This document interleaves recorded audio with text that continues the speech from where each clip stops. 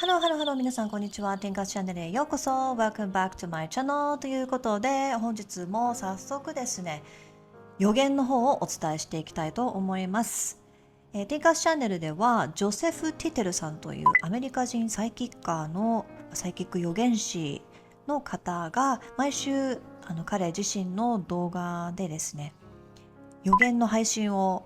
英語で行っていらっしゃるんですけれども、それをですねまとめて私の方でご紹介させていただいております。で今回の、動画はですね2024年1月17日にジョセフ・ティテルさんの動画、配信された動画出来事サイキック予言壊れた世界という、タイトルの動画をご紹介させていただきたく思います。で私 thinkerschannel.com というブログをやっておりまして、そこでジョセフさんの予言をですねフルでご紹介しているんですね。フルバージョンで。で今回はブログナンバー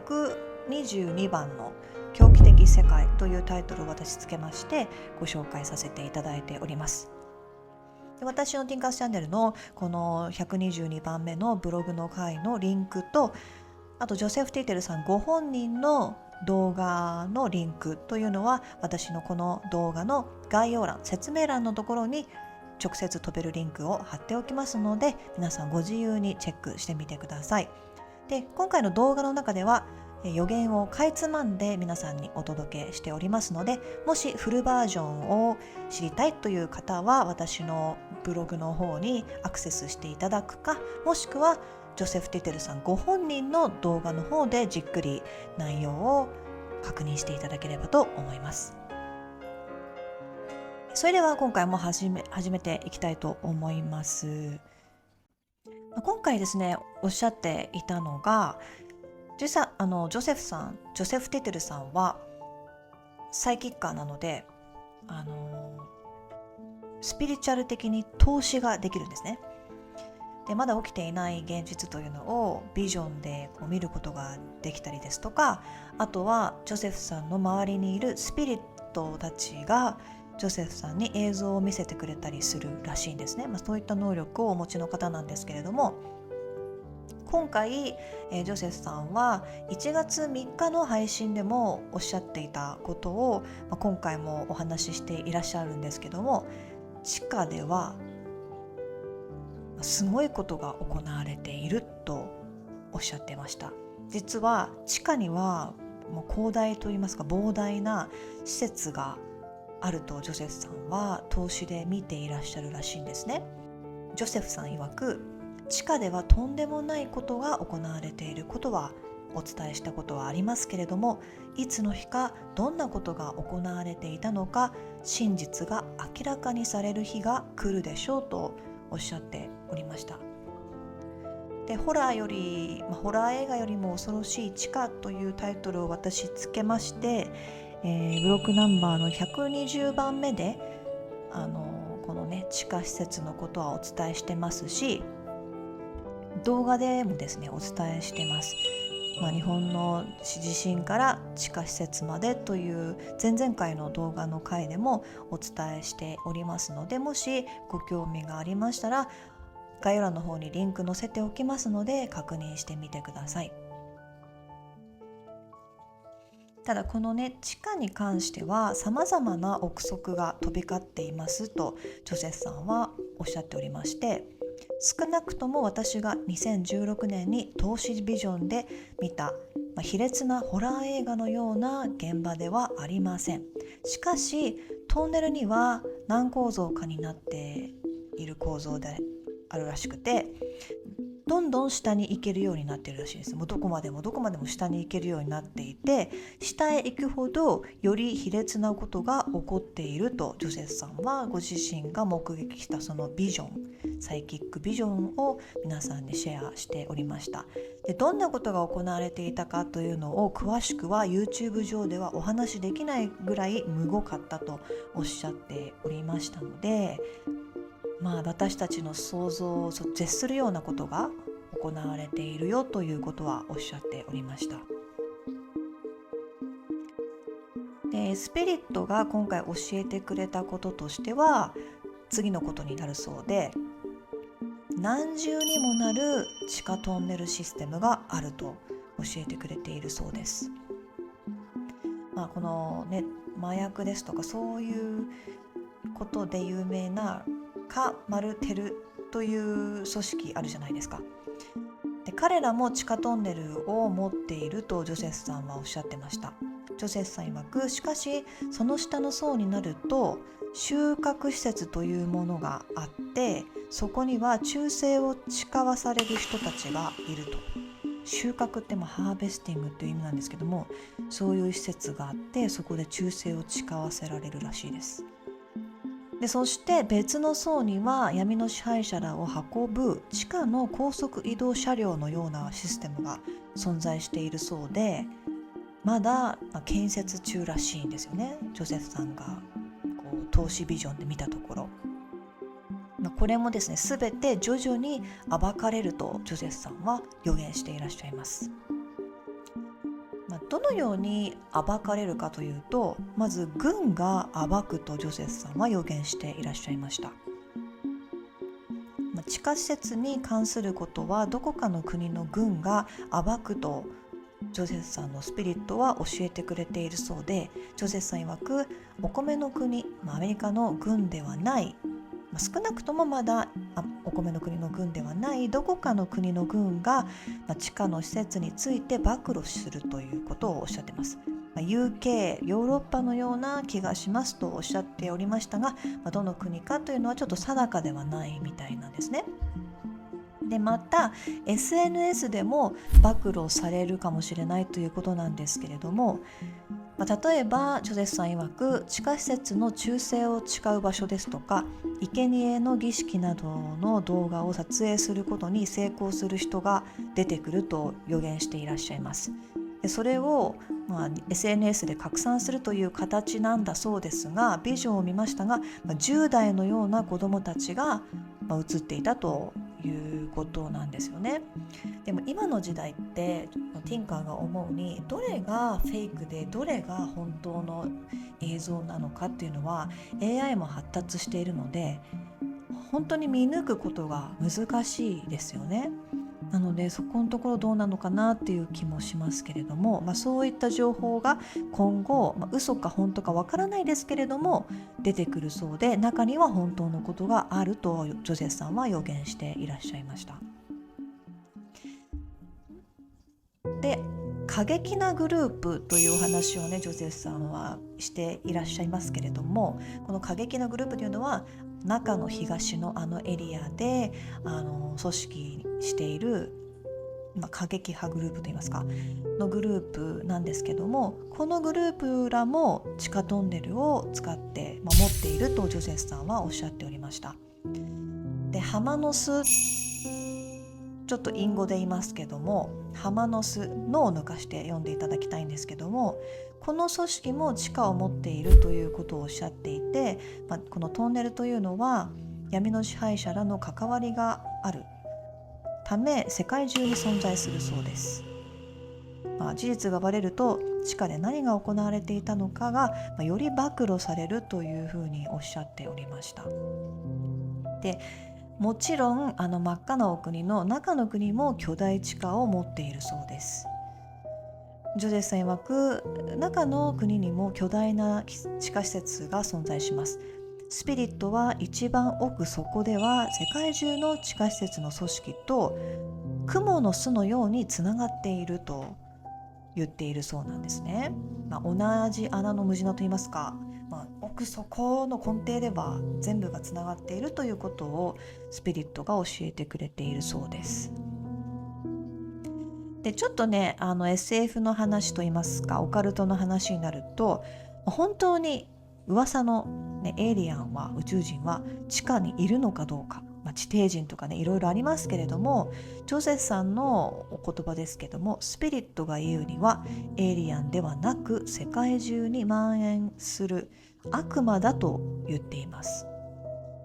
はびこっているそうなので、それは地球外ではなく地球内生命体ですとスピリットが教えてくれているそうです。その地底人というのは元から地底に住んでいる、地球の人といいますか生命体らしいです。本当かどうかは分かりません。1月12日にイエメンの首都でお米の国とイ○○Lの抗議活動があったんですけれども、ジョセフさんの予言としてはイエメンで巨大抗議活動が行われるという予言がありました。でジョセフさん曰くスピリットが言うにはイエメンでは大きな衝突が起こると予言しています。軍が出動し夜中の2時か3時頃に仕掛けられるとおっしゃっているそうです。大きなドッカンが起きるという予言も今回再びしていらっしゃいました。2024年に入って、今年に入って世界各地でドッカンとね、いろんなことが起きているのを気づいていらっしゃる方もいらっしゃるかもしれないんですけれども、日本でもね大森駅付近で、ドッカンありましたし、韓国でもありましたよね。ニューヨークでもありました。いろんなところで、そういったドッカンが起きてしまっている事象があるんですけども、ジョセフさん曰くスピリットが言っているのはもっと起こっていくと、これからもっと起こっていくということを言っています。大きなドッカンも起こるでしょう。ターゲットに対して液体ガスなどを使うかもしれません。ポーランドが浮かびますので注意しましょうとおっしゃっておりました。でインフラが狙われるという予言もあります。ジョセフさん曰くガスやオイルを供給するパイプラインや通信システムが狙われそうだとおっしゃってました。ジョセフさん曰くパイプラインがガラガラと崩れるところを見ました。これもサイキック透視ビジョンで見たみたいなんですけども、とても綺麗な景色の場所でそれは起こっていて、しかしパイプがドッカンしたかのように崩れ、水のようなオイルのようなものが噴き出していました。アタックかどうかは分かりませんとおっしゃっておりました。どうなんですかね。で北と南の問題についても言及していらっしゃいました。ジョセフさん曰く、北はもう南とは統一を考えていないと発言していまして、ジョセフさん曰くこれはねニュースでやってたっていうことを言ってるんですけども、スピリットが言うにはきっかけは中の国のささやきだということらしいんですね。北の国のリーダーというのは衝突を望んでいるようなので、たくさん実験をしていますが、近い将来さらにテストをするでしょう。もうテストと呼べないのかもしれませんと、ちょっと意味深な予言なんですけれども、これから何かを試みるそうなんですけども、それが実践的な何かになってしまうのか、テストとは呼べないようなものが発生するんじゃないかと予言していらっしゃいました。でこのさらに北の関係のことを言うと、闇の組織と結託をしていて、ジョセフさん曰く完全な闇の工作ですが、スピリットが言うにはインフラなどに危害を与えて無実の市民を傷つけると言っています。中の国が南の国に工作員スリーパーを配備させていて、南の国に危害を与えようとするかもしれません。スピリットが言うには成功しないと言っていますと、そういった計画がありそうですけれども、実行したとしても成功しないと予言をしているそうです。裏ではねそういうことがあるということをおっしゃってました。これはね予言なので、予言といいますかスピリチュアル的なものなので、本当にそうなっているかどうかは分かりませんが、皆さん考察の糧にしていただければと思います。ジョセフさんがおっしゃるには、北の国が誤射をして南の国にミ○イルを打ち込んでしまうので、それが戦を生んでしまうかもしれないとも予言していらっしゃいました。でお米の国アメリカの話題なんですけれども、ジョセフさんがおっしゃるには、現在お米の国、これ1月17日時点のお話なんですけれども、この配信が1月17日なので1月17日時点でジョセフさんがおっしゃっていることなんですけれども、お米の国はイ○○Lの望むことは何でもやりそうなスタンスで、実際あらゆるサポートをしていますよね。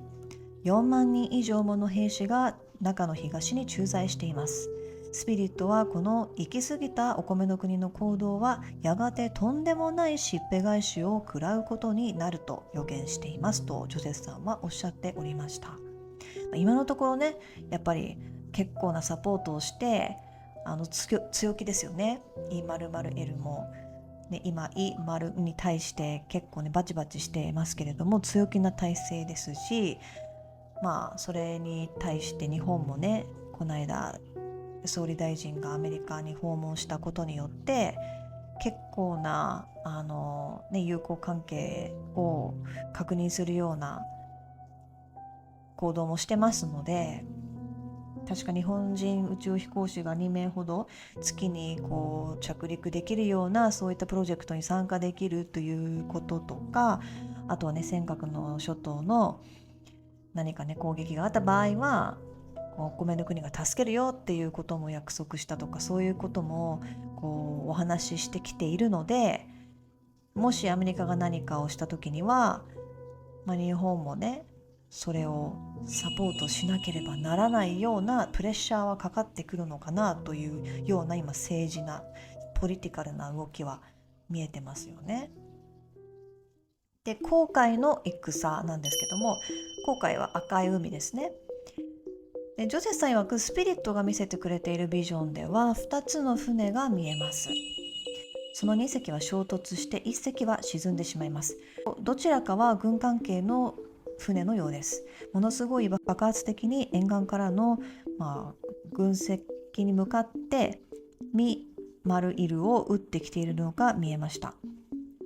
沿岸全域です。イエメンかもしれませんとジョセフさんはおっしゃっておりました。でジョセフさんのスピリットがおっしゃっていたこととしては、海の下から潜水艦からのアタックがあります。そして、誤報の旗が大きく振られる、プロパガンダのようなことが起こり、中にはロの国を攻める者、そしてイエメン、シリア、イランなどを攻める報道も出てくるのではないかと言っていて、それは完全に嘘ですとスピリットが言っているそうです。これに関してもスピリチュアル的なことなので事実として受け止めるのではなく、そういった、考え方っていうのがある、予言があるということで調べる、情報精査をするきっかけにしていただければと、糧にしていただければと思います。で、航海が赤く染まるビジョンという過去の予言が2023年の10月18日に配信されたジョセフさんの動画の回で私もフィーチャーして紹介してますので、概要欄の方にブログのリンク貼っておきますので、ご興味がある方はぜひ見てみてください。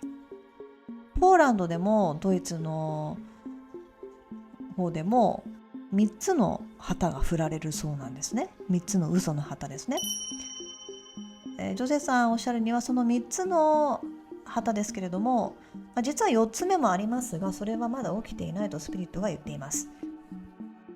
ポーランドでは戦の火花が散ります。それにドイツも便乗します。それは2024年の暮れに起こりそうです。しかし主に2025年に起こることでしょう。2025年はさまざまなことが世界中で起きますとジョセフさんは予言していらっしゃいました。ジョセフさんがおっしゃるには、ポーランドはロの国がアタックをしてきたと思いロの国を攻めます。しかし本当はお米の国かどこかの勢力、NMRTO かもしれませんけれども、そういった組織がミ・マルイルを打ち込んでいるというふうにジョセフさんはおっしゃっておりました。今後ですね、こういった動きがあるかもしれない。ポーランドに関してはちょくちょく絡んでくるという予言出してまして、今はちょっとまだね大々的にニュース出てないですけれども、今後もしかしたら大きいニュースが出てくるかもしれないので、動向をですね皆さん追っていただければと思います。で、NMRTO の怪しい動き、丸の中には A なんですけども、その NMRTO は小さな町、市街地というのか、そういうのを囲っている映像が見えたそうで、ジョセフさん曰く国というよりも小さな町のような場所を囲っています。それは侵略しようとしている光景のようです。侵略しようとしているので、まだしている光景ではないですけれども、そういった光景が見えたとおっしゃっておりました。ワシントン DC の方で起こることもあるそうで、ジョセフさんがおっしゃっているのは、中東系の男性2人がピックアップトラックに乗って検問のようなゲートを ID を見せて通過している映像が見えたということで、彼らは DC で車を止めて、モニュメントみたいなビルのガレージに納車してタイマーをセットしているのが見えた。野球帽を深々とかぶり、メガネをかけていた人たちで、彼らは立ち去っていったと言っていました。とりあえずジョセフさんおっしゃるには DC ではものすごい大きなドカンが起こると予言をしているので、お米のリーダーが決定して忠誠を誓っている宣誓式周辺で起こるのかもしれないともおっしゃってましたので、まだまだ先、来年になるかもしれないですよね、この予言は。で、あと不意打ちの予言というのもありまして、午前3時頃にある国では軍が他国に侵略するというふうに過去の予言でおっしゃっていることはありました。今回おっしゃっていたのは、おそらく中の国はお米の国がもっと負債の穴に深く陥るのを待っているような気がします。中の国はお米の国がロの国とイ・マルンを狙っているのを理解しています。さらにはイエメンやシリアも巻き込んでいます。中の国がタイの湾への戦を宣言したら、3ヶ月から半年後にはお米の国も参戦するでしょうとジョセフさんはおっしゃってました。これはね、予言なのかジョセフさんの見解なのかちょっとわからないですけれども、そういったことをジョセフさんは皆さんにおっしゃっていて、この不意打ちの予言っていうのは2023年予言トップ10のバージョン2でお伝えをしておりましたので、直接チャプターに飛べるリンクを概要欄の方に貼っておきますので、ぜひともご興味がある方は読んでみてください。で、あとケムトレがバレるという事件が起こるというのも言っていて、なんでバレるかというと、ジョセフさん曰くスピリットが見せてくれたビジョンではケムトレに使用される飛行機が墜落してしまって積んでいたものがバレてしまうという騒ぎが起こるというものです。しかしすぐに隠蔽工作されるでしょうと言っていたそうなんですよね。結局隠蔽かよっていうことなんですけども、ちょっとバレると。なんでバレるかというと、この飛行機の中に搭乗している2人組が盗撮をしていって、その動画が SNS などでライブ配信か何かされるので、バレちゃう、そのケムトレに関してバレるということらしいんですね。で、地震に関する予言なんですけれども、今回1月17日時点では、近々オクラホマに大きな地震が起きるよということをおっしゃっていて、先日ね、オクラホマに地震起きましたよね。大きな地震ではないですけども、結構数回起きていまして珍しいそうなんですね。で、あとは、東海岸沿いには3つの地震が来るという予言を出しています。ジョセフさん曰く、ほとんどは小さいですが、一つは棚から物が落ちるくらいの地震です。これはおそらく、サウスもしくはノースカロライナでしょうとおっしゃっておりました。けどもこの間ニューヨークで地震起きている画像を見たことありますけども、ちょっと結構揺れてましたよね。5度ぐらいかな。あとはイタリアとギリシャに迫り来る地震もあるということで、イタリアもギリシャもね、火山がありますので、そういった関係の地震なのかもしれないですけども、ただちょっと次なる大地震的なことがギリシャかイタリアに起こるかもしれないと予言していらっしゃいました。で、1月1日に能登半島の地震の影響で日本が少し動いたとニュースで載っていたらしいんですけれども、スピリットが言うには再び動くと予言しているそうです。ということはまた地震があるというふうに予言してまして、最近の予言ではこの1月17日の予言では言ってなかったんですけども、2023年10月18日に配信された予言の中では、東京周辺が大きく揺れるという予言をしてまして、あとは2024年の1月10日に私ブログ出している空に起こる事象というブログの回ではですね、117番なんですけども、117話目では福島周辺が再び大きく揺れると予言していました。で、結構最近の予言、ジョセフさんの予言を聞いていると、東京から福島にかけて、東京よりのどこかで結構揺れるとおっしゃってたので、千葉とかその辺なのか茨城なのかちょっとわからないですけども、場所はねドンピシャにはわからないですけれども、かなり大きい地震が起こるとジョセフさんは予言していらっしゃいます。皆さん本当にそういった予言が出ているので、現実に起こらないのが一番ですけれども、地震大国の日本なので、いつ何時地震が起こっても、最低限の準備ができているようにした方がいいかなと思います。もちろん皆さんね、いつも地震体験していらっしゃるので慣れていると思うんですけども、何々が起きたらここに集合しようとか、そういった家族のルールですとか、そういうのを一旦決めておくのがいいかもしれないですよね。で、地球の軸が移動している件についてもジョセフさん言及しておりまして、彗星が地球に近づいていると予言しています。2029年4月29日、これはホピ族の予言と合致するものでしょうとジョセフさんは見ているそうです。で、ジョセフさんおっしゃるには、日本では高台へ避難しようという注意喚起をしていらっしゃいまして、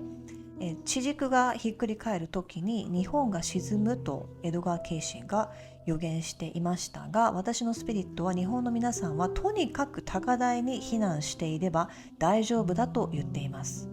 以前のシフトよりマイルドだとスピリットが言っていますとおっしゃっておりました。なので皆さん、こういったね、何かインパクトがあることが起きた場合はすぐに高台に駆け上がってください。で、一番大事なのは、どんなことが起ころうとも地球とともに大自然とつながっているようにしてくださいとジョセフさんはおっしゃっておりました。ちなみにホピ族の予言シリーズ、ティンカースチャンネルでもジョセフさんの予言をご紹介しておりまして、3話にわたってご紹介してますので、この3話の直接リンクを概要欄の方に貼っておきますので、ご興味がある方は読んでみてください。で、あとは大洪水が起こる夢を見たということなんですけども、太平洋のインドネシアと日本の間ぐらいの位置でしょうか。海底が揺れているような感じです。ビーチからの光景は、海水がどんどん上昇してきて、上空から見ると四方八方で津波のような波紋ができています。それはハワイまで伝わるものですと、そういった規模ですとおっしゃっておりました。これって2025年のあれですかね、7月5日に起こると予言されているフィリピン海沖とか、あの辺に何かが、海底か海中か何かが起こるという予言とちょっと被るのかなっていう気もしますけれども、それはいつ起こるのかということを言ってますけども、はっきりとはジョセさんはわからないと言ってます。ただエネルギーシフト中に起こるんじゃないかとおっしゃってました。夏に起こるんじゃないかと言ってます。とりあえず、直近のエネルギーシフトは今年だと4月です。今ですね。なので4月には注意しておきましょうとおっしゃってますけれども、今のところ、海底に関する事象は起きていないので、もしかしたら来年の夏ぐらいなのかもしれません。ジョセフさんおっしゃるには、今年はね、お米の国のリーダー決定戦がありますよね。で、それは最近の予言で、延長されると11月に起こらないで延期されるんじゃないかという予言もジョセフさんはしていらっしゃるんですけれども、お米の国リーダー決定戦の概要といいますか、計画といいますか、そういうのはおそらくジョセフさんが言うにはおそらく DT 氏前、大統領の方をリーダーにすることで国内をカオス化したい思惑があるんじゃないかと。でそれをすることで管理をより厳しくするという方向に持っていくんじゃないかとジョセフさんは予測してます。じゃあ誰がリーダーにふさわしいのかって話なんですけども、ジョセフさんは、自身の見解では誰一人リーダーに適当な人はいないですとおっしゃってました。これはジョセフさん個人的な見解なんですけれども、候補者のすべて、今のところの候補者のすべては闇の支配者らの蜘蛛の巣の中にいます。青の方も赤の方も、トランプというような有名な人をあてがうかもしれないですけども、スピリットはたくさんの有名人候補が出てくるよというのは予言してますけれども、全員が全員蜘蛛の巣の中にいるから誰一人ふさわしくないとジョセフさんは感じているそうです。でジョセフさんが言ってたのが、これからの計画で大きなものとすれば、疾病 X っていうのが結構議論されているので、今後その疫病っていうのが蔓延するように計画されているんじゃないかとおっしゃっておりました。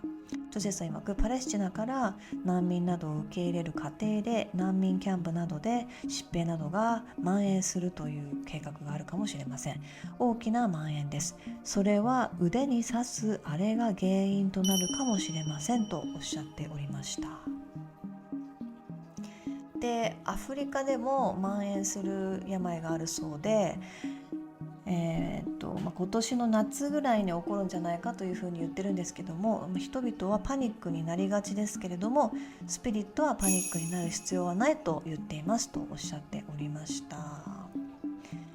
今回の予言は以上になります。いかがだったでしょうか。結構長くなってしまいましたけれども、結構全部お伝えした感じはあります。ただ全部の 100% ではないので、もし全貌が知りたい場合は thinkers channel.com の、予言122番目をチェックしてみてください。今回の動画いいなって思っていただけましたらグッドボタンでサポートの方よろしくお願いいたします。であとチャンネル登録もよろしくお願いいたします。次回はブログナンバー123番目をお届けしますので、ぜひとも楽しみにしていてください。それでは See you next time. Bye bye. Much love.